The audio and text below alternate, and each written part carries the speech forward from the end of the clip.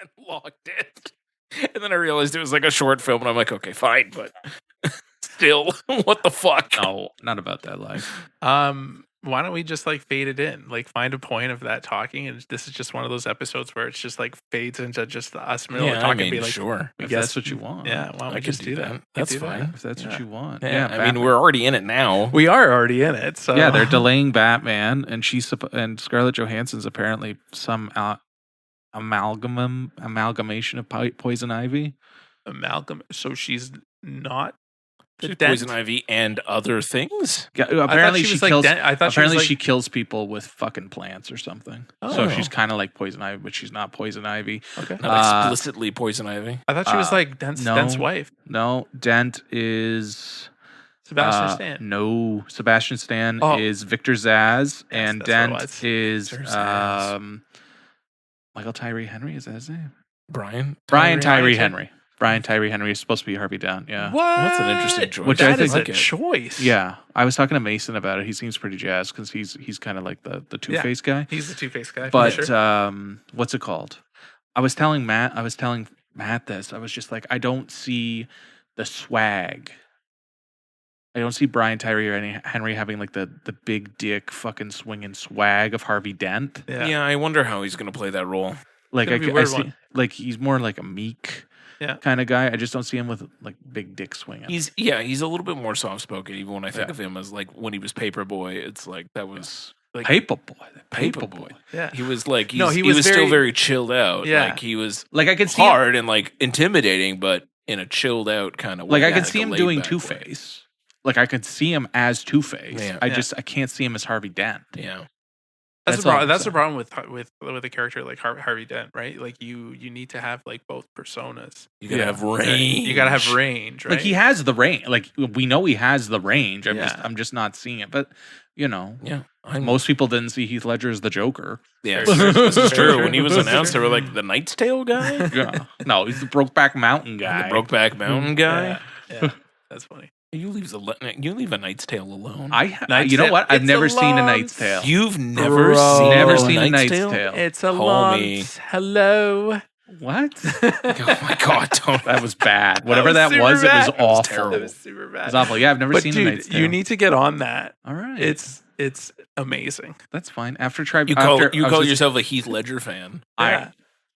I have Brokeback Mountain on 4K, That doesn't excuse you for not seeing a Knight's Tale. and we Bro. watched fucking what's that Bob Dylan movie that took us like a weekend to watch? I'm not here. Jesus, I'm not here. I'm not here. Or is it I'm still here? I'm No, not I'm not here. here. I'm not here. I'm still I'm not here. You're still there. Yeah. What a fucking. You're not you. What a ridiculous movie. I blacked out. Do you know genuinely until you said that just now? I forgot I saw that movie. We did. And We that did. I do now remember that it took us an entire fucking weekend. It to did get take us through. a weekend to get through it. Was What that a one of the? travesty? Yeah. Remember that marketing campaign it had? It was a wild one. I think it was a TIFF movie. It seems like a TIFF movie. Seems like. Ugh, insane. Yeah, I wasn't a big fan. Well, No. I can't say I was a big fan. No, no one was. I don't even remember that movie, to be honest with Well, we can watch it again if you want. It might just take a weekend. you. Yeah, you got some. You got I some ain't time. got. I ain't get that kind of time. No. Just split it up in 3 Yeah. parts. Three It's parts, seriously, yeah. part 1 on Friday, part Yeah. 2 on Saturday. Maybe Part we'll 3 see. Maybe it'll look Sunday different. morning. It's been 20 years. Maybe it'll look a little different. Very true. Right? I don't know. And people didn't like Michael T. Keaton. That's fun. They were like Beetlejuice is fucking Batman. Like, Very true. Yeah, this is true. This is true. and everybody hated Robert fucking Pattinson. Yep. But I liked him. He was emo and cute. Oh, he was definitely emo. That's for sure. He was, Most he was cute. He was certainly my emo. manic pixie Batman. He was so emo. He was drawing. He's the only one that has him drawing the fucking makeup on. Yeah, it was great. I was very upset that My Chemical Romance didn't like come on in the background Oh, at one minute. it was sponsored by it. Pretty That much. was Nirvana. Jared Way wrote part of the movie. It was all Nirvana, wasn't it? So was a lot of- yeah, it was a lot of Nirvana, a lot of grunge. Guys, remember the Bat Zoni? No, It was like a. Oh, from Little Caesars. Little Caesars. Yeah, Yeah. It was like a Yeah. Batman, like a bat-shaped Panzerotti. that's interesting. I got oh, it. It's yeah. amazing. I got it twice. Right. You I see remember? it. Yeah. Now I remember. Yeah. I only remember the Bat 2C. Yeah, the Bat Tuesday. No one does the Bat. Batman doesn't dance anymore. Remember the Bat 2C? God. Oh, Adam West. Anyway, hi, and welcome to the Finger Guns Podcast with Tony David James. I am your, I don't know what just happened, co-host Jimmy, and I'm here with, Big T, Tony B. yeah, and Living in a Roger Deakins living in You're just Dave. America. I'm just Dave, but I'm living in a world shot by Roger Deakins right now. Oh, I that's guess. fair. Nice recovery. Yeah. Right? I like it. It's Right? 'Cause it's it's kinda- we're it's- living in Hollywood's version of Mexico. Yeah. Yeah. It's very Yeah. it's You very went south of the orange border. and gray. Sepia.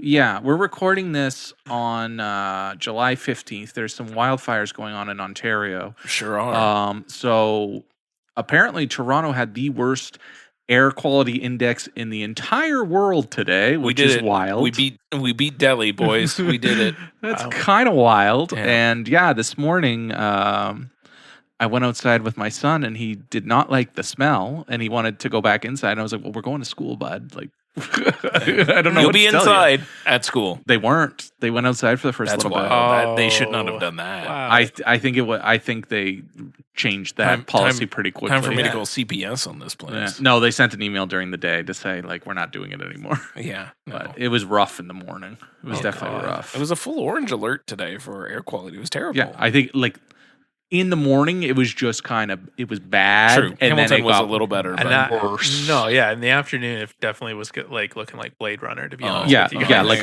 Actually. I was folding the laundry. I was telling James I folded the laundry and I looked outside and it was fucking orange. I was like, This Blade Runner? this was 11 a.m. in Mississauga. By the way, it Oh was God, just straight orange. yeah. It was dark, and then we had like a whole bar. Like oh yeah, you had the barbecue we had a today. barbecue today. Yeah, How'd that work out?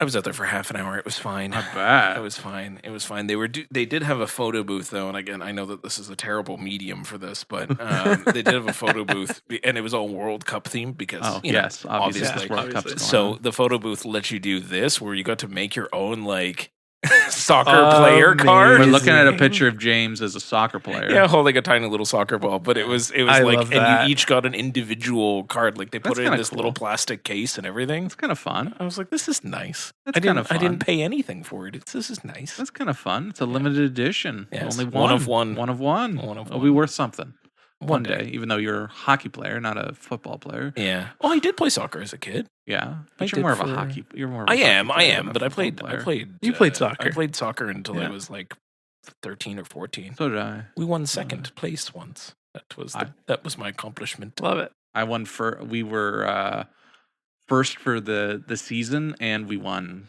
We won the tournament. Wow! And you Look didn't at even have ringer Tony Baldwin. On No, your we team. didn't have Tony Baldwin on the team. I was a midfielder. It was a good time. Bend it like Baldwin over here. Hmm I did good. I was a great midfielder. I don't know what happened, but I was a great midfielder. I was defense. Tony, who were you? Were you a striker No, yeah, I was a striker when I was when you had knees? when I had knees. When I went back to it though, I went to defense because like yeah, I played one game in the midfield and I was like, yeah, I don't want to fucking run. I can't do this anymore. I was like, absolutely not. We're not doing this. So then I went to D and I just loved my life because I didn't really have to do much. And then indoor, it was even better because Oh, yeah, it was smaller. like a smaller field. Yeah. It was a little faster. Indoor is kind of crazy, but yeah, defense. Yeah. You I was just- you defense. sit But back. I've been defense in everything I do, Tony. I realized that way earlier. That Oh, it's just shit. a Yeah. lot less work. Fuck, I wish I got the memo, man. You wanted all the glory. You can't I have all the did. glory. I did. Somebody just going back before we go on. Somebody posted a photo of what Toronto looks like today, Yeah. and then a screenshot from Enemy. Oh God. Oh, sure. Yeah. And the only thing that was different was the giant fucking spider.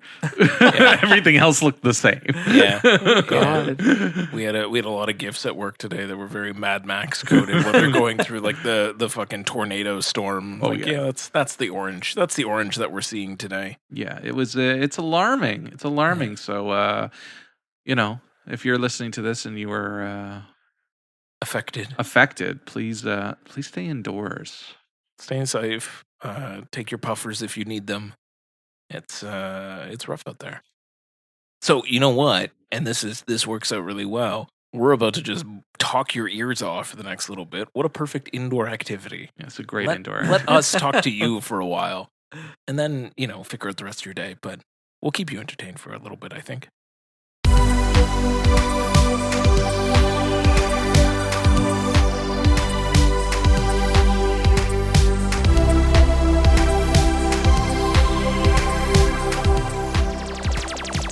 So anyway, Dave.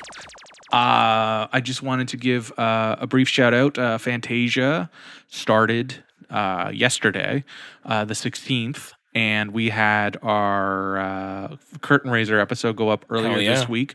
So if you are interested at all in Fantasia and in the Montreal area, you should definitely check it out. Yes. But if you want to live vicariously through us, you can listen to our episode, and we'll tell you all the ones we're excited for. Yes. And hope to be seeing over the next 2 weeks. Yeah. Following that, we'll be actually talking about the ones we get to see. We'll be following this one up with the ones we get to see as well. I wanted to give another shout out again to my boy James over here, who alongside this dashing fellow.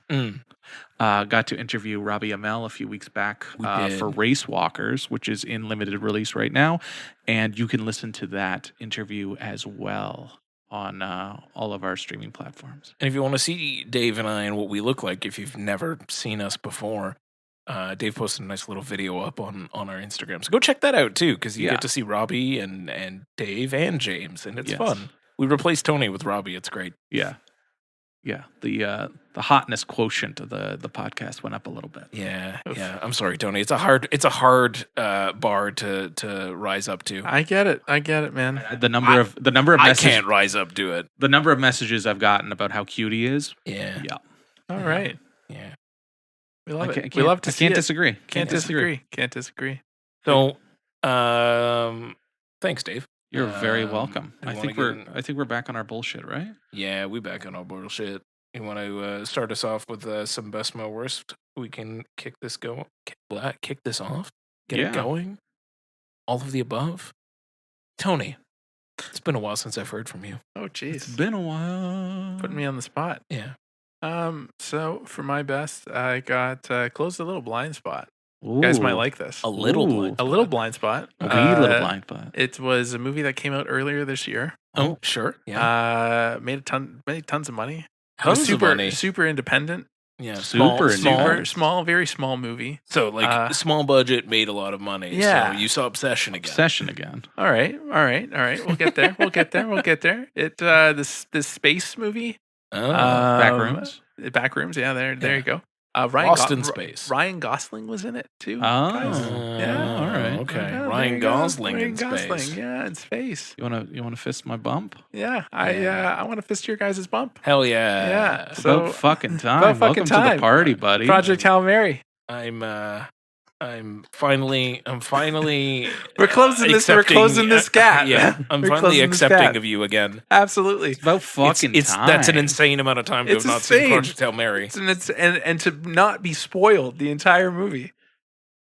I did not. There's not much to spoil. There's not much to spoil. No, but there's some things. Okay, yeah, you still done. Okay, right. I understand. Continue. You went into it and still got to enjoy it without knowing what was going to happen. Absolutely. Right. And I loved the aspect ratio changes. I like how they kind of blended some of the the lights behind certain memories. Yeah. I really enjoyed that. I think I admire it more than I actually like it. But That's fair. That's fair. It was it's well still done. in best. So. It's still a fucking good time. It's a little long. It is. It's long. It is. It was probably my watch. I was probably a little too tired to watch it, but I was getting a little aggravated. That's fair. But I didn't feel the length. Well, you guys saw it in theater, probably different theater experience, right? I saw it on a big screen TV with my sound bar, and I tried to set the mood a little bit. The aspect ratios were changing too. I watched a good copy. That's good. It's on Prime, I think. So I think Prime. It's on Prime now. Yeah. Yeah. Rocky. I would. Rocky's great. Rocky's my homie. Right. And I loved how it came together. Like it just like it felt like a warm hug. Yeah. By the end. Yeah. I want what they have. I really want what they have. I it's want quite what nice. they have. It's so quite nice. We can all like inspire to like, have a friendship, like, Yeah.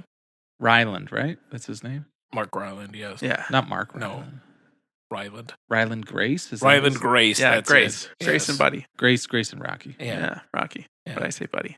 Now I'm thinking of that fucking Buddy movie. Yeah. We'll get there. We'll get there. Project Hail Mary.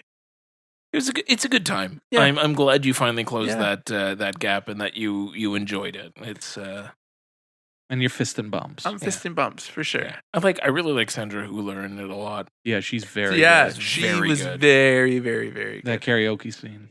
That's very good. Yeah. And I like the scene where he's like, does he not know? He's like, no, but what? And then they say that, and then she like turns and says, "You now have a class, right?" It's like, yeah. Okay. Gosling, like perfectly, like literally, like fish out of water, like knows too much information for his own good, and he's just like not like he's really fucking good. He's so good at it. Yeah. Like he does, like he completely like absorbs that character. Yeah, it is a different take than the book. The book. Mm-hmm. He is not that fish out of water in the book. He's a little smarter. Or he might be just as smart, but he's a little more serious than Gosling plays it a little goofier. Yeah. A little too like, what's going on? Like, whereas in the book it's like, he's still a serious human. Like he's a scientist at the end of the day, and I think they just needed to make him a little sillier for as an audience conduit. They needed to make him a little more down to earth and not like rigid fucking stick up his ass. And my biggest complaint still is like they don't do enough to deal with the language barrier. They just kind of yada yada over it, and it's like, oh, and we have all of these words now, and it's like in the book that's like 6 chapters of trying to figure out language. Yeah, because that's how long language takes. It's like Arrival. Like Arrival was the entire movie was figuring out language. Well, I think also the book makes it's longer in the book. I think in the movie it's only like a week type thing. Yes, yeah, like everything is like they definitely. Yeah. They condense it. It's like months in the book. It's months in the book, but it's like a week in the movie. Yeah. So, but good. Yeah, glad you liked it. Finally, glad you saw it. Glad you liked it. Glad it's at best. Kid. Yeah, all these are good things. Always it's about fucking time. Who's next? I'll send it over to Dave. I'm sending it over to me. Yeah. Okay. Why don't we go with this week is the Odyssey coming out finally that Tony and I... The Odyssey, if you're nasty. Yeah, that Tony and I have had tickets for over a year. A year? Yeah. Jesus. Let's hope that's probably the weirdest thing in your Cineplex app. It's like advanced... Fuck, it's a year away. It was wild having them there. But let's hope they don't turn this into a fucking thing, because that would be really fucking annoying. But in light of that, why don't we go with Memento, which I haven't seen in decades, and I had the opportunity to see in 35mm at TIFF. Nice. It might have been like their print because it screened at TIFF. Screen there, yeah. When it first came out, but I haven't seen it in so long. I remembered some of the key beats, but I didn't remember some of the nuances, and I didn't remember like a lot about Joey Pants. Oh man, I love Joey Pants. So he's really good in it because it's fun, kind of like he's playing into being shitweasel Joey Pants. Yeah, but he's also trying to be his buddy type thing. So it's fun to kind of watch him play into his tropes, but also not play into his tropes. Yeah. But all of that said, it's really well done. And like easy to, I remember when back when it came out, people thought it was hard to follow, and I'm like, it's very easy to follow. Like, there's nothing. It is hard to follow. It is a movie like if you are trying to figure it out, don't. Yeah, just let it happen, and it will all click into place. But like if you're trying to figure it out, you're just working against the film, and it's gonna feel more complicated than it is because you want it to make sense quicker, but. Just don't. It will make sense. Yeah, and like some of the like I know some of it is kind of like wishy-washy with how he like how long he remembers in certain sequences versus others. It's very wishy-washy, fudgy. Yeah. But fucking Guy Pearce is compelling. The look is compelling. Yeah. Like everything is there. and his like it's so like I remember it being because I watched it recently last year too. It's like everything's so close to you as well. Like everything is just like you're not seeing these huge establishing shots. You're like just with Guy Pearce or with Joey Pants or whoever's around him. Like you're in it. Yeah, and like Carrie Ann Moss is very good in it as well. And I really like Stephen Tobolowsky. Yes, that's right. Yeah. Tobolowsky's in it. He's the one, Sammy Jenkins. Yeah. Remember, he keeps saying like, "Remember Sammy Jenkins," and he's remembering like the case with Sammy Jenkins. He's like Stephen Tobolowsky's very good in it. But like all like the different Nolanisms are all coming into play type thing, and Tony loves when I say type thing.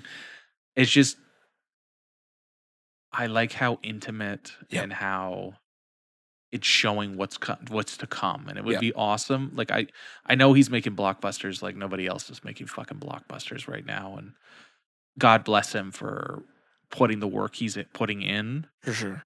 But it's like it'd be kind of fun to see him do something that intimate again. Yeah. Like a restrained Christopher Nolan can deliver some very, very compelling scenes and shots and stories. Like he's very good at what he does, even when he's restrained, even possibly more so when he's restrained. Yeah. So it would be it's just an interesting, I guess, dichotomy or juxtaposition to watch that and then go to the Odyssey later this week. The biggest scale imaginable. Yeah. Right. So, but yeah, if you haven't seen Memento in a long time, or if you've never seen Memento, you definitely should check it out. Yeah. I'm definitely overdue for a rewatch. It is, you were mentioning some of the things, and I was like, I do not remember this movie. Yeah, and I saw it a lot. I saw it a lot during high school. It's well, you were a film bro. So I watched it major film bro. I watched it on January 1st, 2025. That was my you. New Year's Day movie. That was how I started 2025. Hell of a day. It was a good day. I have one of the old 2-disc DVDs, and I know there's a special feature where it plays the movie in chronological order. That would be interesting to watch. Yeah, but kind of weird though. It would be weird. The whole conceit is that it's not in chronological order. Yeah. So it kind of is. It's just forwards and backwards at the same time. Yeah. Ooh, it's a pincer movement. Which isn't, pincer movement. That's what I'm saying. He's doing things that he's going to do later. Yeah. But man, I was just on my review again. I'm like, fuck, man. Joey Pants is legitimately so great in that movie. He's very, very I love good that Joey Pants guy. We're talking about Joe Pantoliano. Yeah. Yes, you don't know who we're talking about. No, he's Joey Pants to everybody. So would you tell him when we're at Fan Expo? You'll just be like, yo, Joey Pants, how you doing? I need a photo. Yeah. You want some gabagool? I brought the meats. What's the horse's name? Pyomai? Is that Pyomai? Yeah, we haven't forgiven you for Pyomai. We'll pour one out for Pyomai. I wonder who's got that oil canvas painting of James Gandolfini as a fucking general with a horse. I bet his son does. Yeah, I hope. It's either that or it's in fucking Polly Walnuts' house. Well, Polly Walnuts isn't with us anymore either. That's true. It's probably at Michael Gandolfini's house. Michael Gandolfini's house. Or whoever the boss. Who's the boss? David Chase, right? David Chase. Yeah. Or it's at his house. Yeah. Someone's got that. Someone has it. That oil on canvas. Someone has it. Anyway, I got an oops all bangers to go through. Ooh, so fancy boy. That's what we're gonna do. But I want to bring Tony back for a second as well because I need him for a moment. I want to talk about a movie that I really wanted to see in theaters and I did not get a chance to, but then it came out on VOD and I was able to finally see it. And it is a Boots Riley joint. I love boosters. Boots. What a picture. Like, what a fucking picture. A surrealist dream. It is certifiably insane. It is so over the top. It is so unhinged. Hilarious. It is dripping I wish it was in on color. Your fucking level when I saw it. Oh man, I was certainly inebriated when I watched it. Of course, you had to be. It makes the picture. Maybe it'll make it better. It really does. Like it was. I was cackling. Kiki is incredible in it. Lakeith showing up. And, like, that one scene with Lakeith is still questionable. There is a scene. I had to rewind it because I was like, "What? What am I watching what right just now? happened? What just happened?" Yeah. It's insane. The entire opening too, when she's dancing in the club and she's like, "Yeah, you want to come back home with me?" And then they like open it and like, "All right, so what do you need? I got these shoes." Like, I love that he lies about his shoes. Yeah, yeah. She's like, "I know you're lying." Yeah. And then he turns out to be lying. Like, you got those on a size 8.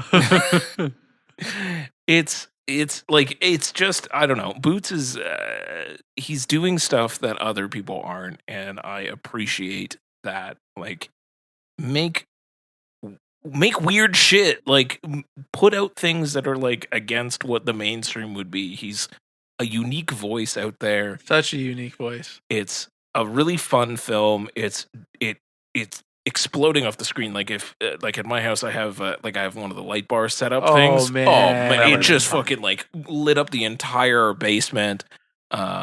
It's so cool to watch it. And I love that. Would you think the stop motion claymation stuff? Incredible. Yeah. Incredible. The fact that even the I remember Dave, you and I were talking about it, but I got some reels on my algorithm after the fact, and like the giant ball that keeps following her around, like all of her problems that were just like following her everywhere, was all practical. They built miniatures and like rolled this ball down a street. It's incredible. Like there's so much that went into that movie. It lost me a little bit, the claymation, like that whole sequence. I was like, okay, now this is too fucking weird, man. It's weird. And then what that like I don't want to ruin everything, but like when that goes, what that goes into, and it's like, okay, you're losing me a little bit, and then right when it picks right back up. That whole moment and sequence, it's a little weird. is a swing. Yeah, he's swinging the whole friggin' movie. Yeah, but I wish Isaac Gonzalez was better. Yeah. But that's not her fault. That's the script's fault. Absolutely. Yeah, they did what they could. Demi, though, is great. I enjoyed the whole bit in her slanted apartment. Oh, yeah. Where everything keeps falling down to one side. And she's like completely unfazed by it, but like everyone else is just struggling to exist in there. When she's running up like it's Looney Tunes. Yeah. They did that practically too. Yes. Yeah, it's some of the practicals really, really well done. Also, Don Cheadle with that much makeup being fucking Dr. Jack is that was so wild. And she keeps trying to get them to yeah to his Ponzi scheme. See, like I'm remembering all these moments with fucking Will Poulter fucking having to change the vibe of the music in order to have a conversation with them and then putting it back. It's so fucking crazy, dude. The soundtrack. Yeah, this soundtrack was banging. Good. The song that kept replaying. Yeah, Melissa was so annoyed because after the movie was over, I just in your head. It's on my Apple Music. It's very good. I don't know. I vibed with it a lot. I had a better time at home. I think Tony did as well. It. Dave, I think at some point do a rewatch, but do it a little bit baked, and I think it'll be a different vibe. I admire the swing. I just didn't love it. I just didn't like it. Like I thought it was fine, type thing. That's fair.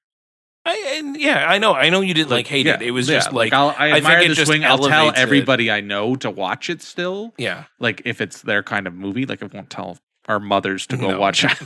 You're not watching a Boots Riley. we don't need them asking questions about Boots Riley. Oh, yeah. But anyway, it's I love Boosters. It's a big recommend from me anyway. Like. Find a way to watch it. It's worth it. It's on. It's one of the Letterbox. It's on the rentals right now on the video store. Yep. Yeah. Tony, it's getting more robust by the week. I know. It's like they're constantly adding stuff. I'm like, geez, all right, good for them. I hope they don't sell out to fucking Netflix or Paramount or whatever. Well, Paramount's gonna need something now because fucking that WB merger's not working out the way they hoped. It's not working out well. But I just don't want Letterboxd to sell out, like, not to a movie company. Fuck, like, not to a studio. That's just like... Well, Fandango's still all right. And Rotten Tomatoes is iffy. Rotten Tomatoes is iffy because they are owned by... That's what I'm saying. I'm mentioning, like, Rotten Tomatoes, I believe, is owned by Warner, I think. Yeah. But Fandango's owned by someone as well. Yeah. I don't know. I'm interested to see where it goes. Death of another platform. It's fine. Tony. For my meh, I got the new one from John Carney. Yes, sir. I'm talking about Power Ballad. Oh, okay. I wanted to see that. Paul Rudd and Nicholas Jonas. No, yes. It's just a meh. It's just a meh. Okay. Guys, you know I fucking love Sing Street. It's hard to top Sing Street. Sing Street's You do love Sing Street. Literally nearly perfect. Sure. This one, the thing that bothered me, I think it was just a pacing issue because it introduces the issue. I don't know if you know what it is. I read the synopsis. You read the synopsis, right? Yeah. So Paul Rudd, and then just from their first interaction, and it was just it took too long to get going. I feel like if it was a little bit tighter, it probably would have been a little bit better. Mm-hmm. The music's still a fire because of course the music would be fire. Paul Rudd does well in his role, but his Irish accent keeps coming in and out, and it's weird. Okay, sure. Right? And Nick Jonas is just hamming it up like Nick Jonas always does. Sure. But I will say Paul Rudd gets a mic drop moment near the end, and you just leap up. You're like, yes, fuck yeah, mic drop, fuck yeah. All right.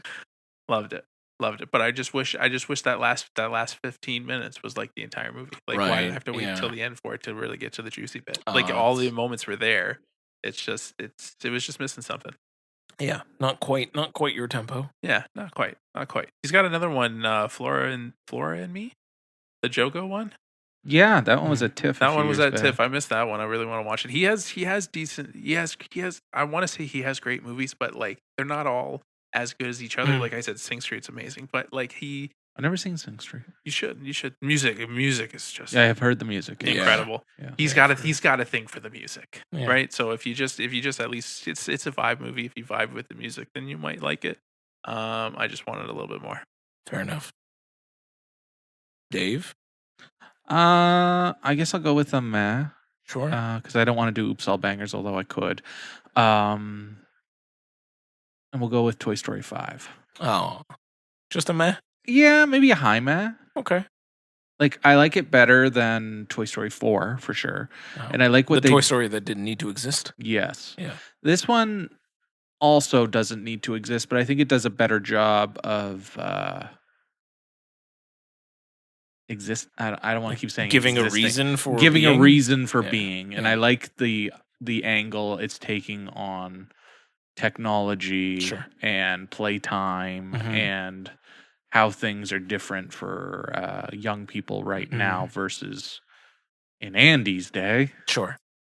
But it has the same problem that Toy Story 4 had, where they introduced too many new characters and all the other ones are just kind of in the background. Pushed out, yeah. And it's it's okay because, Don Rickles and Estelle Harris are gone. So obviously they're not going to talk, but Mr. Potato Head gets a line or two type thing.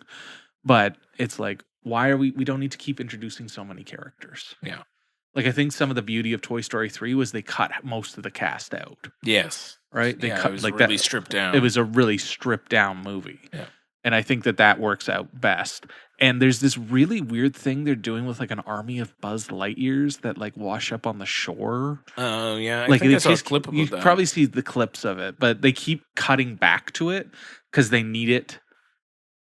They need them for the end game type thing, but they keep cutting back to them the whole movie, and it's just why the fuck? Why are we here? Why are we here? We could have done this a different way. This is just silly, and it's just another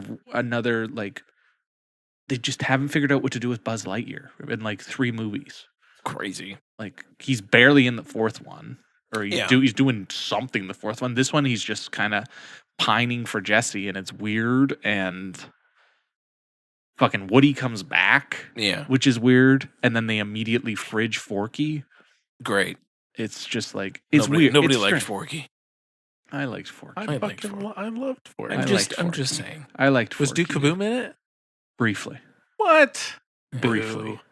Boo. But he actually gets some lines. Key and Peele's what is it, like Bunny and Bird? Oh, or yeah, whatever. those two. They're there, Yeah. but they don't speak. Oh, wonderful! So they're just pushed to the background, like what you were saying. Like all of these characters come back, and they're just kind of there. They're like the girl in Jackass who's just at the fucking just stunt there, doing nothing. And like a lot of the toys in Bonnie's room are just there. Oh, yeah. And then like they find a way to bring Woody back. Yeah. It's like the whole point of 4 was to get rid of Woody. Yeah. And you immediately bring him back. And he's back. So you undo the ending of 3 just to undo the ending of 4. Yeah. But like Conan O'Brien shows up as like more of an electronic toy, and he's fun as fuck. Sure. And there's a couple of like they do these very dreamlike sequences where they're like they're imagining them, like they're playing with them, but it's more of like an imagination style. And I really like the style that they go with. Mm-hmm. And it's fun. That stuff's fun. And like I like the message. I don't know. And it was interesting to use Jesse as the main character this time. I don't know if you guys knew that Jesse's the main character this round. I did know that. And Bullseye speaks at one point, which is wild. It's fucking Alan Cumming. This is Bullseye's voice. God. But they use it well. It's in one of the dream sequences. Okay. Or like the playtime dream sequences. So it's fun. It's fun when they bring him in. But I think this has more of a reason to exist. I just kind of like, it's like we're too deep now we're too deep into an epilogue we didn't need. At least you guys did something different this time that didn't completely undo everything. Yeah. And undercut the entire like message of your near perfect trilogy. Yeah. But I don't know. I like Hoppers better. I know you weren't hot on Hoppers, but I liked Hoppers better. I didn't hate Hoppers. I just thought it was fine. Yeah. But I dislike Toy Story 4 more every time I rewatch it. Yeah. I feel like I'm going to be more in tune with Toy Story 5. Yeah. That's fair. Nice. Cool. Onwards into my Oops All Bangers. First, before I get into this one, I did want to let a friend and occasional co-host of the podcast, Greg, know that I am catching up to him on Bond. So we're going to have to schedule that episode soon so we can just have the Oops All James Bond hour. So, Dave, start. I got you. Start. You got 25 films to watch. I finished that episode, and I just wanted to let y'all know that The World's Not Enough is an excellent theme song. Fuck Fuck you guys. Get out of here. Get out of here. And I totally watched Goldfinger on the Criterion channel. Yeah, you did. So when you guys shouted that out, I was like, far fucking out. Yeah, loved it.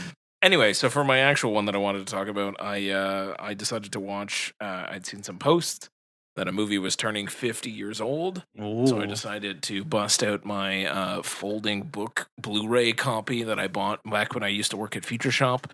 And this is a deep cut. I watched Taxi Driver. Oh my God. You talking to me? You talking to me? Talking to me? There's nobody else here, so you got to be talking to me. Who the fuck do you think you're talking to? Anyway. It was the yellow one, right? It's like gold. Yeah. Gold. Yeah. Full thing, and it's got like postcards in it and stuff. It's pretty. He's shown it to me. It's pretty. Yeah. I have it on my shelf too. Yeah. I think we bought it around the same time. Absolutely. I'll just stay over here and fuck myself with my 4K steelbook that immediately went out of print. That's nice, Dave. Yeah, so I hadn't seen Taxi Driver in ages, probably since I bought it all these fucking years ago. Yeah. And I was like, all right, it's 50 years old. I'll throw it back on. I haven't watched it in a long time. Fuck, man. Like, that movie is grimy as shit. It is fucking filth, like, all the way down. We love it. But, like, it's also, I think, probably Scorsese's most vibey movie where, like, shit's just happening. You just kind of got to get along for the ride. Like, this isn't, like, a Goodfellas where there's like a really like thick narrative going through. You're just watching this guy just kind of descend into insanity the entire way of just being like pushed aside and like, you know, coming back from the war, being like full PTSD and like driving a taxi cab at night, becoming obsessed with some worker who's part of a political campaign and like almost assassinating a guy. Sybil Shepherd in the 70s. I think you'd be obsessed too.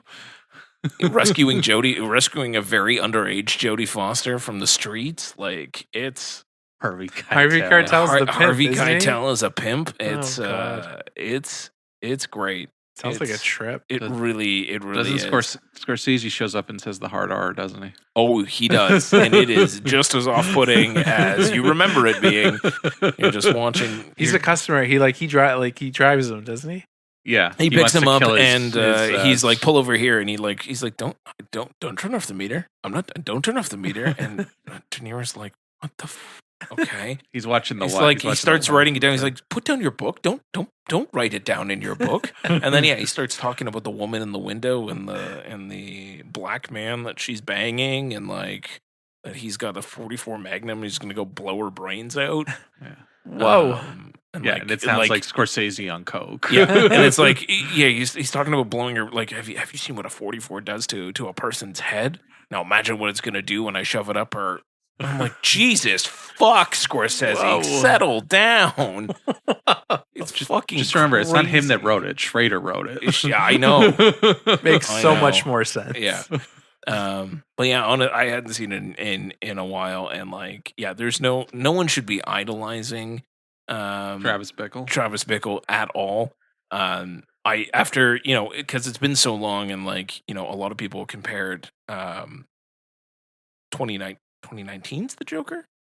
2018 Joker? 2019 Joker to Taxi Driver? Yeah, Taxi Driver and King of Comedy. Yeah, and like, yes. And like watching this, I could see the reference, I can see the influence that it had on it. But yeah, it's more something to just kind of look back and admire early Scorsese, and like also around that time of like really grimy New York coming out of like the Hays Code dropping, and like everyone kind of rushing to do real grimy shit, and like New York is grimier than ever in this. So yeah, if you haven't seen Taxi Driver in a while, it's been it turns 50 this year, so maybe it's time, Tom. It's the second one you guys have mentioned that I need to rewatch. It might be time. God damn. It won the Palme d'Or. Did it really? Mm-hmm. Oh, that's good for it. Fuck. Yeah. Won the Palme d'Or and then was nominated for Best Picture. Just Best Picture? Best Picture, Best Actor, Best Supporting Actress. Oh yeah. Also, I should say the jazz score on this is great. I was about to say do-do-do. Yeah. Do-do. It's a good theme. It's a good hook. It's a good jazz. Bernard Herrmann, yeah. It's good. I'll get your other best score. Best score. Yeah. It makes perfect. Well, as we were singing it, it's like, that makes sense. All right, Tone. All right. So, following up with that literal masterpiece, I'm gonna follow. You know what it lost to, right? What did it lose to? Rocky. That's fair. Yeah. It's not. No, that's fair. That's a tough call. That's a tough call. And that new trailer for the I Am Rocky. I Am Rocky, which is about the making of Rocky. Yeah. I didn't watch it. Oh, I'm afraid it's very TIFF coded. Of course, it's very TIFF coded. We'll be seeing it hopefully soon. We'll hopefully be seeing it soon. Enjoy it, boys. So following up a little masterpiece with a literal bag of shit. Sure. New film from a director that me and Dave love. Oh, sure. Unabashedly. Rennie Harlan. I don't know if I love Rennie Harlan. I there's some movies I like from Rennie Harlan. I admire him from afar. I dig some of his shit, but not all of his shit. Well, there's a film that of Mr. Harland. There's a film Harlan. His filmography that I absolutely adore, and it's a film called Deep Blue Sea. Oh, sure. So when I heard, you're a big Deep Blue Sea fan. I fucking love that. Your movie. head's like a shark fan. Absolutely. When I found out that he was doing another shark movie, I was like, oh, I need to get on that. I'm talking about Deep Water. Oh, yeah. So, and Aaron Eckhart. Aaron Eckhart? Yeah. What happened to that guy? Ben Kingsley. Apparently he's not easy to work with. Oh. Yep. Well, that explains things. Yeah, we were having a conversation the other day. Apparently he's not very easy to work with. So the two of them Who was the second one? Ben Kingsley. Ben Kingsley. Sir Ben Kingsley. Sir Ben Kingsley. Gandhi himself. Gandhi himself doing. I'm not really sure what Mr. Ben is doing. Sir Ben. Sir Ben. It's a capital C choice. Sure. And we're gonna get back to capital C choices in a bit. Sure. So we'll just put a pin in capital C choices, and it's just the tone was so messed up because like you go from like this like super cheese like shark movie to this serious dramatic, and like me and Melissa were looking at each other being like, why do I want to cry right now? Like why is it so sad? And then the next minute someone's getting his head ripped off by this ass looking shark. Great. Yeah, if the sharks in Deep Blue Sea look better than the sharks now, I was literally that's just rough. about to say, I was like, rough. how is that possible? That's like, rough. what the fuck? That shouldn't happen. That's rough. But the movie, like, it has bits. There's a couple payoffs that they set up that were pretty good to see come full circle. Sure. But overall, man, the movie's ass. Yeah. Watch Deep Blue Sea. Deep Blue Sea, you'll have so much more fun. At least you know what you're getting into when you see Deep Blue Sea. This movie is just like, am I a cheese? Am I a shark movie? Am I a cheese and shark movie? Or am I a serious dramatic like Aaron Eckhart delivering like, it's our Independence Day kind of speeches? Sure. You can't give up. Yeah, pretty much. I want what's fair. Yeah. Oh boy. Sorry, I watched Dark Knight recently. I can see. Well, every year, Dave. I do watch it every year. You're right. Yeah, Deep Water. See it or don't. All right. Sounds like a don't. It sounds like a don't. Sounds like a bunch of Deep Blue Sea instead. Sounds like a nope from me, dog. Yeah. Did you get the Blu-ray or the 4K of Deep Blue Sea? I think I got the Blu-ray. Weak. I think I wanted to just save money at that point. Weak. Yeah, whatever. Yeah, that's fine. Looks the same. It's fine. Does it? Deep Blue Sea, you're going to argue with me over a Blu-ray versus a 4K? I don't know. The HDR might really bring it up a I'm gonna notch. put my fucking dick in your ear. I don't want your dick anywhere near me, sir. Incredible. Dave. Well, I guess we'll follow a bag of shit with another bag of shit. We'll go with the latest Netflix banger called Little Brother. All right. Oh Christ! This film was directed by Matt Spicer, who directed a film I really liked called Ingrid Goes West. Oh wow! A few years back. Yeah, I remember by a few that. years back, I mean like almost 10 years ago. A long time ago. Yeah. Anyways, he's doing a Netflix movie for the clicks. Yeah, good for him. Yeah. So. This masterpiece stars John Cena. Great. And you can see him. Yes. And it's upsetting. Yeah. Anyways, he's like a real estate guy. Yeah. Which doesn't make sense because he looks like John Cena. Yeah. And he's living in the shadow of his older brother, who's played by, he's a zaddy. Christopher Maloney. Christopher Maloney. Oh, sure. Who also a real estate broker? Who is also a real estate broker, and like a spray tan, of course, real estate broker. Yeah. I'm not sure I buy. I'm not sure I buy either of them as real estate brokers, but that's neither here nor there. And apparently, back in the day, John Cena did like a Little Brothers program. Sure. For underprivileged youth. Sure. And the little brother that he latched on to him so much so that he emailed him later in life. And he shows up unannounced, and it's Eric Andre, and shenanigans ensue. Great, and it's not funny. Great. 2000. They're just recycling 2000 tropes, man. Yeah. It's just bad. Ugh. It's bad. There's like a scene where he's like trying to pee out a window and breaks the window, and then breaks the door. I don't know. It's not funny. It's not funny. There's certain things that's not funny. And then John Cena's getting his ass eaten out, and I'm just like, all right, cool. Yeah. Cool. I wanted more for you, Michelle Monaghan, but that's all right. Movie. That's all right. There's Eric Andre does like a tracheotomy. Yeah, great. Because you can.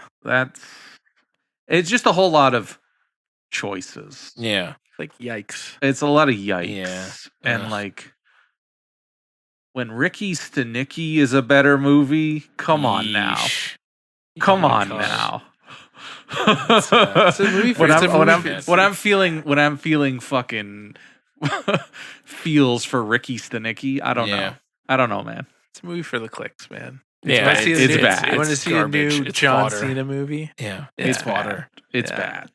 Like I can't get over how like bad dishwater. Yeah, it's not even. It's like dirty ass dishwasher or dishwater that's been sitting there for a few days type thing. Yeah, it's not good. It's bad. Awful. And like this, they're trying to do this satirical thing with like reality TV shows, and it just lands with a thud. No. Just constant landing with a thud. But yeah, I couldn't be bothered. Yeah, don't bother watching it. Don't bother watching it. I watched it very late at night, and I was just kind of like, do my John Cena numbers need to go up? Do I need this? Do I need to do this? Do I need to be a John Cena completionist? Yeah. Am I a John Cena completionist? I'm not going to be, because a lot of his shit is the fucking wrestling videos, and I don't need to watch all of that shit. Yeah, that's too much. That's too much. Anyways, if you're gonna watch a fucking Netflix movie, watch Voicemails for Isabel, which we still haven't talked about, but we will talk about. Yes. If you want to watch a Netflix movie, watch that. Don't watch this. Got it. Speaking of dirty dishwater, I'm going to finish my Oops All Bangers with a movie that Dave and I went to see recently. In beautiful Odorama. Love it. I'm talking about John Waters. I was about to say John Cena. John Waters. John Cena's. John Waters Polyester. We did go see Polyester. Yes, we Dave, did. you have the Criterion at this. I do have the Criterion of this. With the card. With the cards. card? Yeah, it has 2 cards in it, but I never used the cards, and it was like, it came up that it was coming in theaters. I was like, I should go see it. Yeah. So I don't have to waste my cards. Dave and I went on Canada Day. Yep, that's how we celebrated our nation's birthday, by watching John Waters. Yeah. Love it. We the theater was pretty packed. Buddy at the front was having the time of his life. Yes. Yeah. Oh God, laughing hysterically out loud at everything. Super friends of the podcast, Josh and Sophia, came with us as well. They did. They ran out of order cards, which so we had to share with them. But you could smell it. Like yeah, you could smell it without needing somebody else to hand it to you. You could still smell it with how many people are scratching. Yeah, it was a wild experience. Every once in a while, you just hear. So if you don't know what Polyester is, it's thanks, Dave. It's about a woman whose life is breaking down horrifically. Yeah, like her husband is It's supposed to be like idyllic suburban American life. Housewife, husband works, 2 kids, of the whole white picket fence.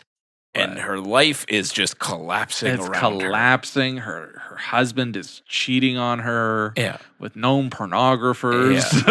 With known pornographers. Her daughter is with the seediest guy around and gets knocked up. Yeah. Her son tries to perform a self-abortion. Yeah. Her son is the serial foot stomper that terrorizes women in the town. And he snorts glue. And is huffing glue. And her mom is stealing money from her. Yeah, her mom is stealing money from her. After her divorce, she meets a new guy, and that guy falls in love with her mom and is like a terrible person. It's wild. This is like the first mainstream John Waters movie, and you're still sitting there. You're like, I can't believe this is happening. But the whole smell of the whole odorama bit is there's like a number. It's a card and has numbers on it. Yeah. And when that number corresponds on the screen, you're supposed to scratch it. Yeah. And everything smelled like some sort of noxious. Yeah. It mostly worked. Like the first one, and it's like the test one, they literally have like a scientist explaining how odorama works. And the first one is like a rose. And it does smell like a rose. And then it does get progressively worse. In terms of like the smell that you're supposed to be smelling, but to pure gasoline. Yeah, some of the other smells are so strong though that like it overtakes it. So like one of them was supposed to be skunk, and like you smell it, and all I smelled was roses, and I'm like, I guess like it's not a perfect thing. One's supposed to smell like pizza, but it just smells like. It doesn't really smell like anything. Like fart. Yeah. And the fart. Isn't there like fart ones? Yeah, the fart is number 2. And then there's too close to the roses. And then there's glue. Yeah. There's modeling glue and then gasoline multiple times. Multiple times of gasoline. New car smell. Yeah. Skunk. And the one that really works at the end, the final smell, because it ends the movie, is like a Febreze kind of thing. And it's, I'm like, oh, okay, that's Febreze. There's a lot of funny lines in it. Yeah. One of like everything. Honestly, something about God. What was the God one? Like, thank God, I believe in God again, or something.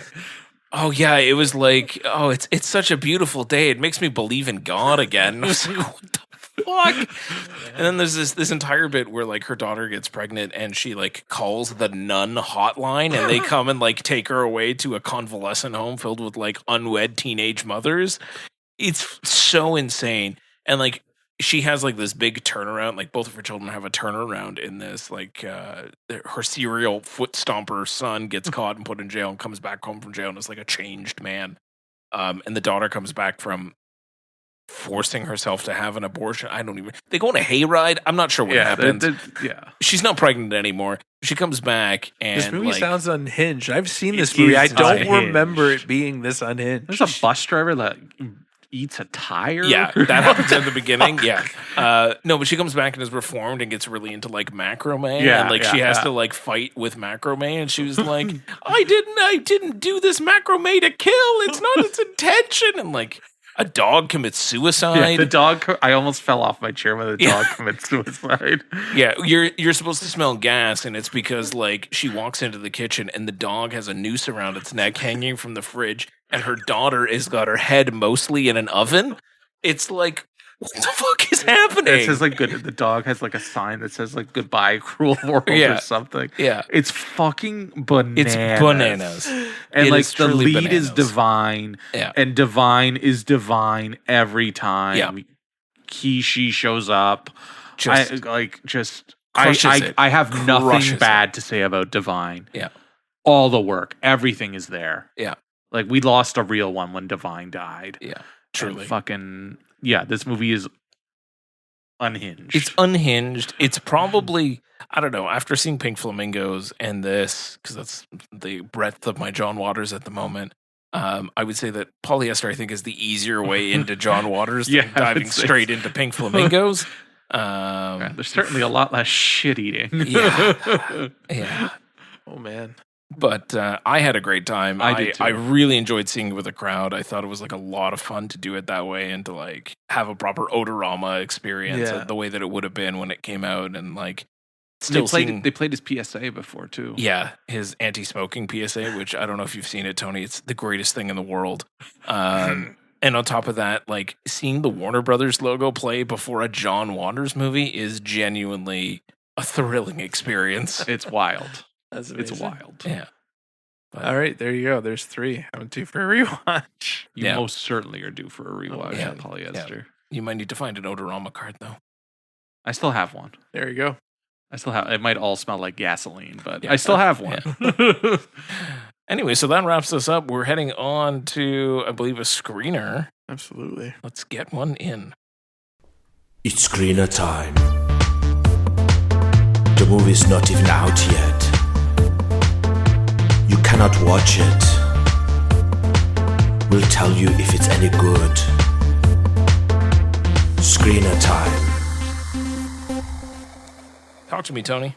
So, for this week of Screener Time, we have a little film called Son of Sarah. Oh, all right. Or Son of Sarah Volume 1 if you're nasty. Oh, yeah. Why is it Volume 1? There you go. I think they're planning on multiple volumes? I think so. All right. Well, this is the new horror joint by the guy named Houston Bone. Don't know him. Don't know him. Cool name. Yeah. This movie.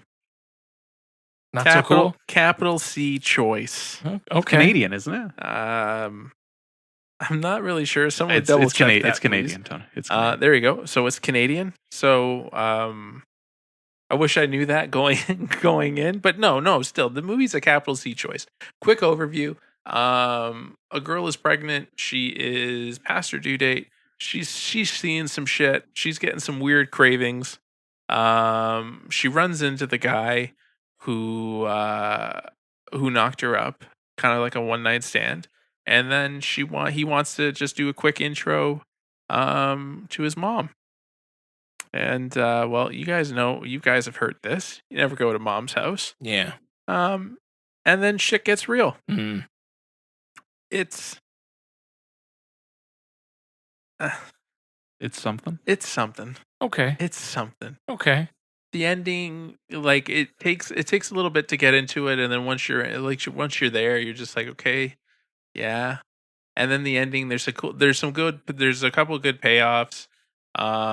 It gets really fucking weird at one point. It's just a choice, man. It depends on what you're fancying that day, right? Sure. Because it's a very like it's not like an everyday horror. Sure. It's like a specific like genre of horror. Okay. Isn't it body horror?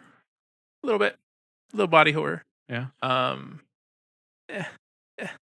It's just doesn't quite meet the. It just doesn't. It's just not doesn't there, man. scratch the itch. No, it doesn't scratch the itch at all. It's a choice.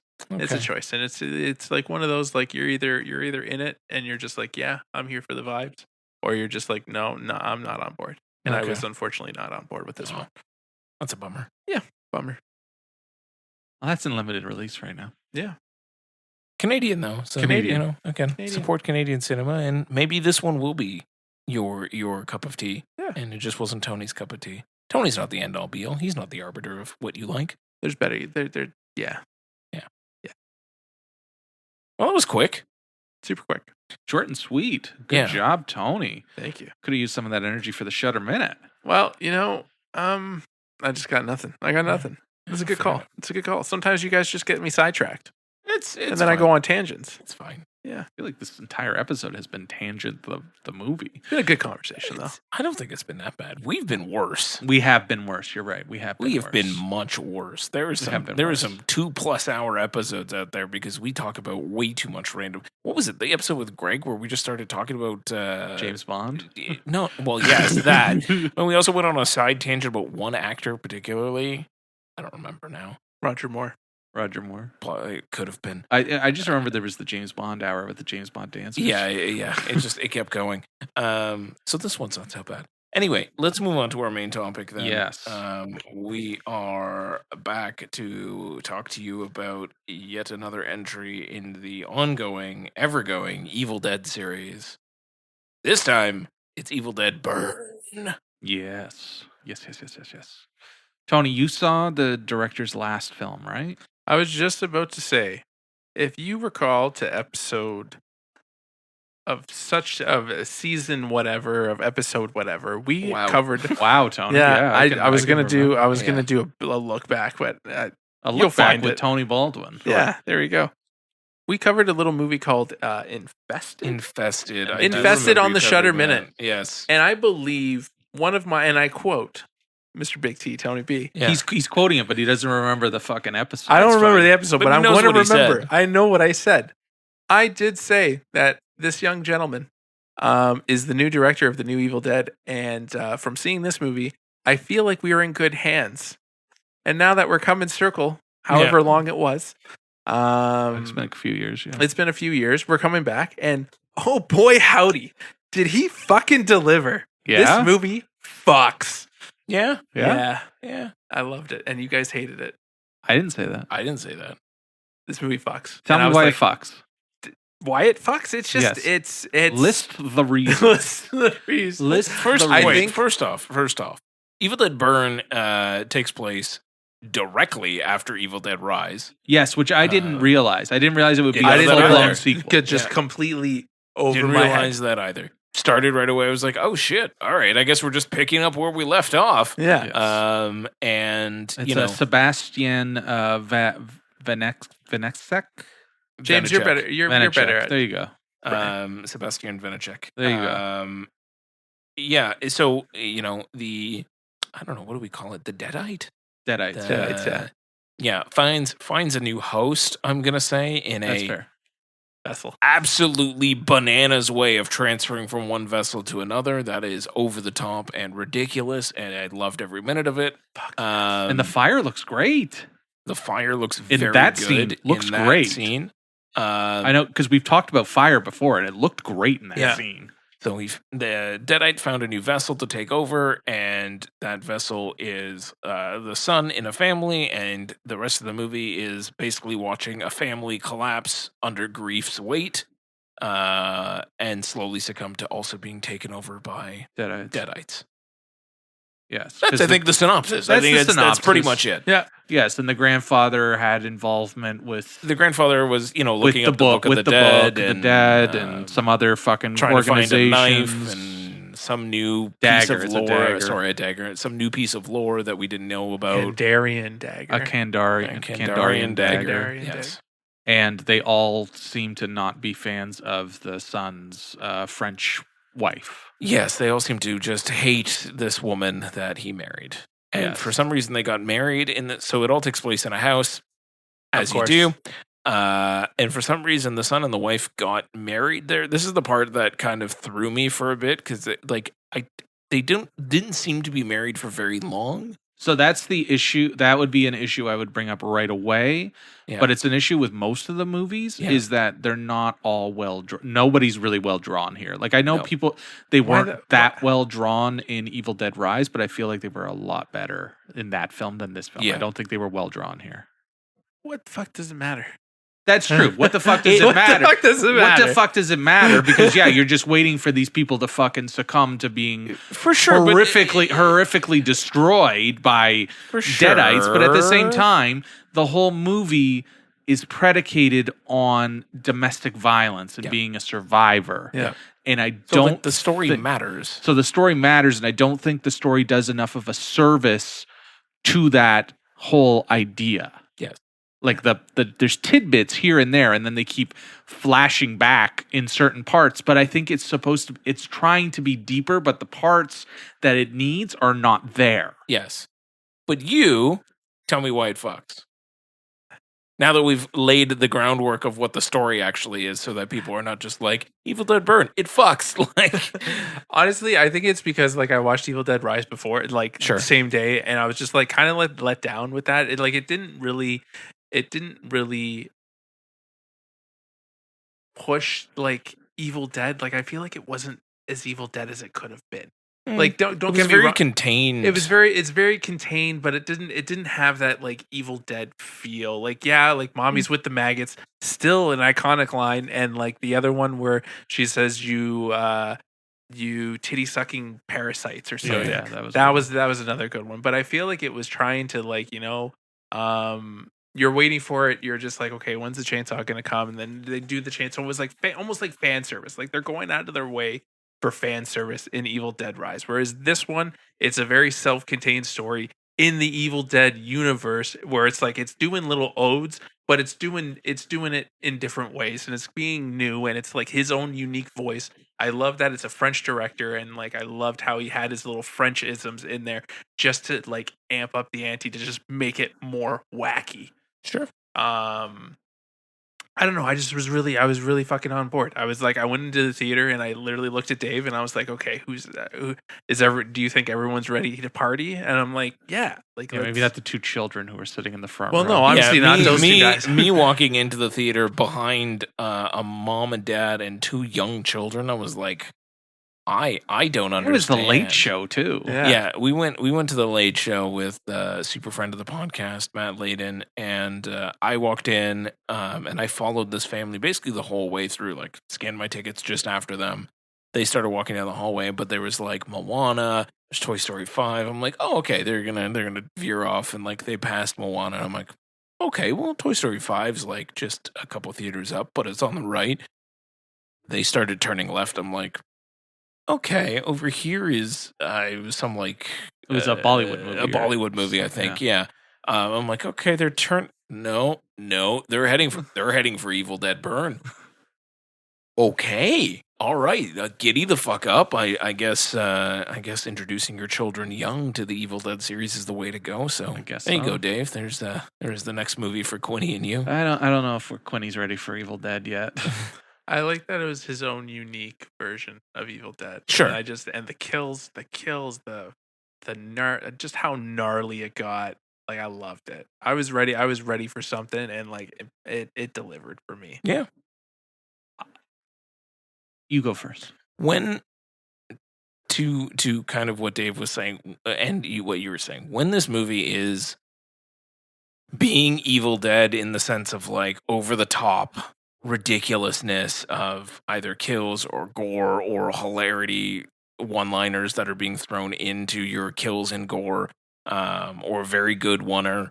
That one take was fucking phenomenal. Yeah, man. or the longest Chekhov's spinning edge trimmer ever, because like we saw it in the first like whatever it is half an hour of that movie, and it never got used until the very end, and I was like, Jesus fuck, we're just gonna tease this thing there was an entire fight scene, it's just lying on the floor. So really just kind of like really edging you to climax with that thing. When it's doing that, it's great. It's just everything else around it is just kind of not quite there.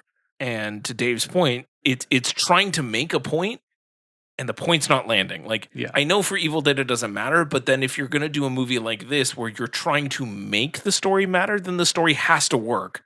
Otherwise, don't do it. Like, just figure out a less contrived way to get this family in a house and let them fucking succumb to shit and go wacky and have fun and make the story less relevant. But like, they were clearly trying to drive a message home here about like, you know, overall domestic violence, family trauma, and everything else. And like, it just didn't do enough to do it. Yeah. That was my biggest struggle with it. And then also some of the nonsense around like, they show up to this decrepit house, and it was like, oh, this is where me and him got married. I'm like, what were you guys? Have you been married for 20 years? This house could not fallen into this much disrepair in the amount of time that you guys have been married. Well, he criticizes his son for what it looks like. For sure, but like, it's like black mold is growing on bad. the wall. Like, It's I'm bad. like, you haven't lived here in like 20 years. Like, what are we doing? It's bad. It's bad. It's not that fun.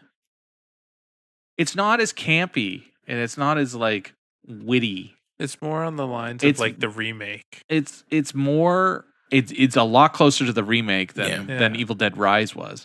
But it's more in tune with like Martyrs and fucking Titan and fucking what's that stupid movie?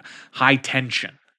Yeah, that's what I kept thinking of was High Tension, especially with that fucking the garden trimmer thing, edge trimmer thing. The edge trimmer thing. I kept thinking of High Tension. Like, it felt like more French new wave extremist horror. That's what I was thinking of the whole time. Yeah. And I didn't think it was as fun. Like, there's a couple of fun lines that I love and some fun moments, mostly courtesy of the grandmother, who before and after is unhinged. Yeah. But I don't know. I was into it, and I like how violent it is, obviously, because it's Evil Dead, and I like the buckets of blood. I like the stupid shit that happens. Yeah. But I think that's what's throwing me off the most, is that it wasn't as campy as I was expecting, and the overall message wasn't landing. Yeah. And I think the ending, not getting into like the fucking Marvel fucking post-credit endings, which I hated those. Which dumb. The one, okay, I get it, but you didn't need to put it in a post credit. And then the other one, you're like, what the fuck are we doing now? Yeah. What the fuck? Like, why are we here? It's tee-hee fun, and the guys in the crowd being like, oh! It's like, it's not that big a deal, guys. Yeah. It's really not that big a deal. Yeah. But it just, I don't think you needed it. It's so useless and so fucking like, what the fuck are you doing? And like Evil Dead Wrath, which just wrapped shooting, is a prequel set in the 70s. Yeah.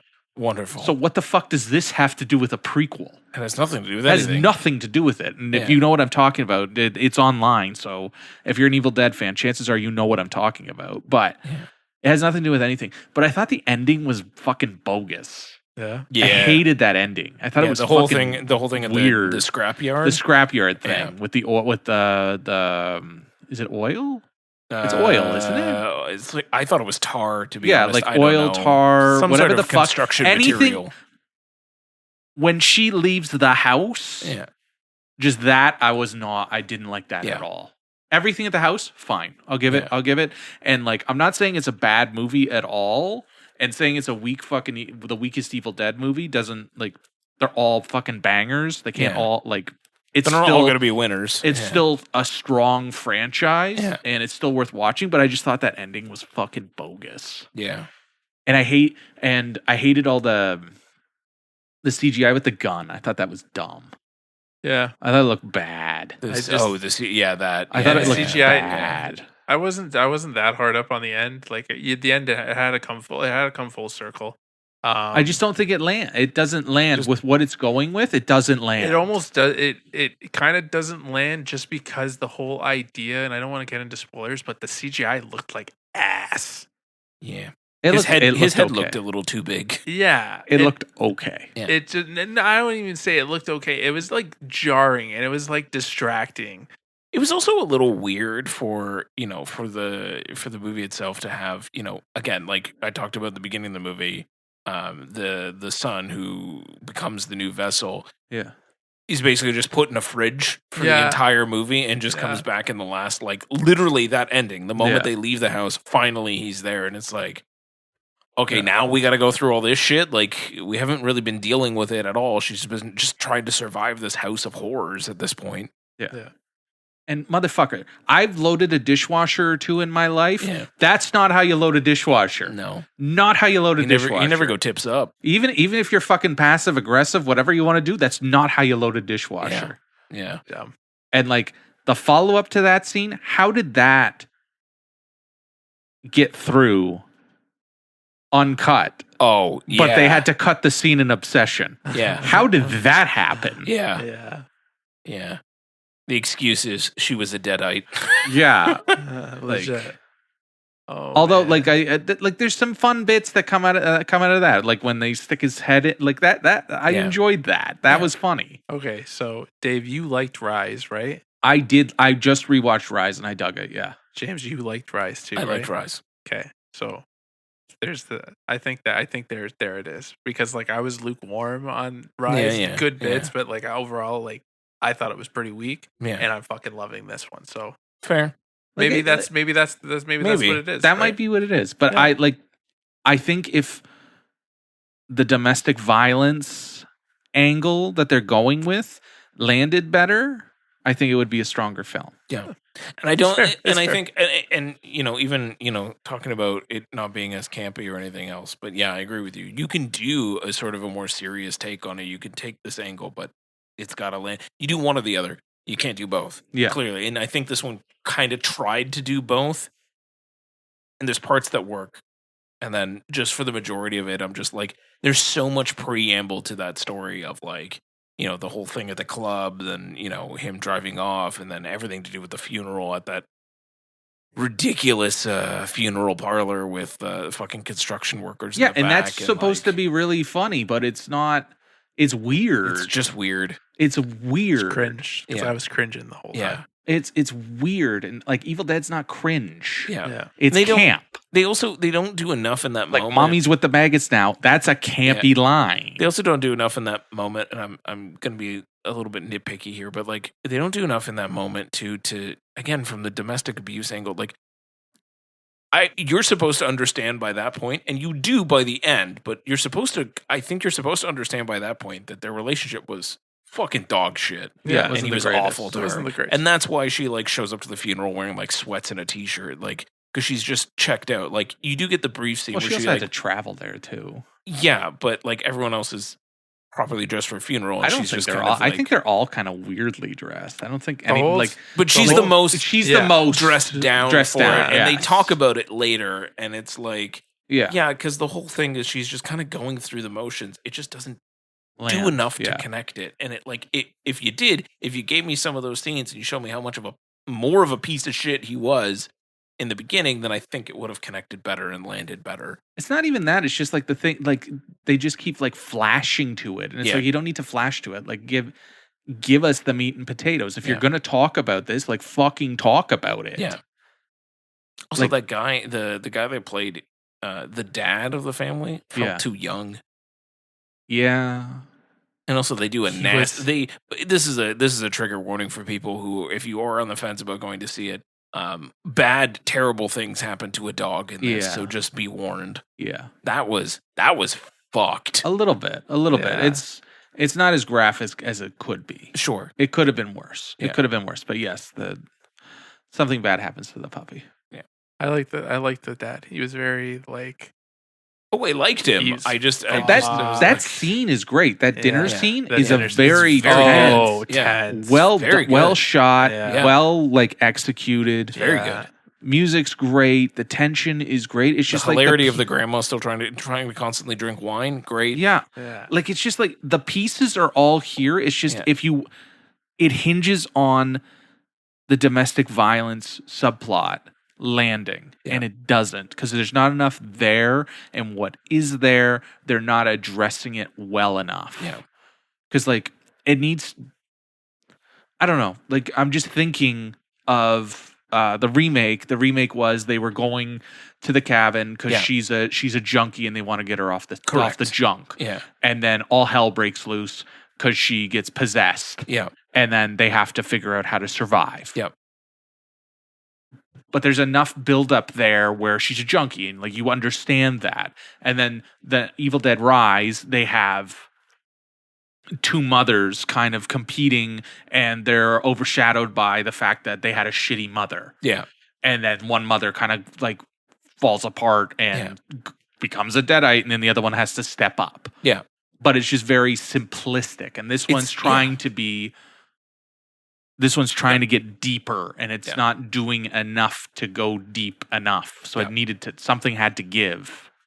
I think that's where it is that something had to give. Like she's a strong actress, and I think she's better than everyone else in the movie. But but I don't think they did enough to really sell what they're going for. Yeah, that's what I'm getting at. Like, I still had a fun time with you chuckle fucks. Yeah, I still had a fun time watching it. Yeah, I wish the crowd was a little more into it. Or like they seemed a little less into it at points, because like I had fucknuts behind me who was reacting to every single, oh, what? Don't go in there. What are you doing? I'm like, Jesus, man, fucking, can I enjoy the tenseness of the scene and not have you talk about the tenseness of the scene? The four of us reacting to it made it for me. Yeah. And I love a lot of laughs. And I love Bruce Campbell being on the wall, obviously. Yeah. Just wanted to point out to you guys, I just did a quick check, and it is episode 61. Oh, thanks, Tone. Quiet Place Day 1. Oh man! Speaking of a movie, another movie that I am due for a rewatch. The Shutter Minute was Infested. Yes, and I stand by my. I hear what you guys are putting down. I respect it, but I'm standing by what I said. So you think it's better than Rise, but do you think it's better than the others? That's funny that you say that, because like after this podcast, I was just like, I'm gonna watch Army of Darkness. Mm-hmm. That one's a wild one. Yeah. The old ones, no. Definitely doesn't hold a candle to that. It's much better than Rise. On par with the remake. I think I'm due for a remake. I think I'm due for a rewatch of the remake one too. It's been a while. The more that you guys are talking, the more I'm just like kind of worried and kind of concerned. If I see this again, am I gonna have the same reaction? I don't know. I don't know. But to be perfectly honest with you, ever since we saw it, I haven't stopped thinking about it, and I really want to see it again. Well, that's fair. That That says a lot. Yeah. That says a lot. I wasn't too hard up. Like, for the most part, like, yeah, you guys are saying it doesn't really full come. I didn't really care. I see what they're going for. I was like, yeah, that's kind of cool. But I was just in it for like the Deadite mayhem, and it was like it does deliver on. It does deliver on the mayhem. I was going in there, and I was just like, I just want to see some bitches get fucked up, and that's fair. They do. They do. I was just a pig and shit the entire movie. I don't know if you guys saw, but I had a shit-eating grin on my face the entire movie. You were having a great time. You were having a great time. I had a great time. Like, I was into it. I enjoyed it. I'll watch it again. I'm not buying the Steelbook because the Steelbook looks like junk. But yeah, I don't know. I think I was like expecting a little more. Okay. Yeah, and I do want to watch it again, so I'm not bothered by chuckle fucks behind me.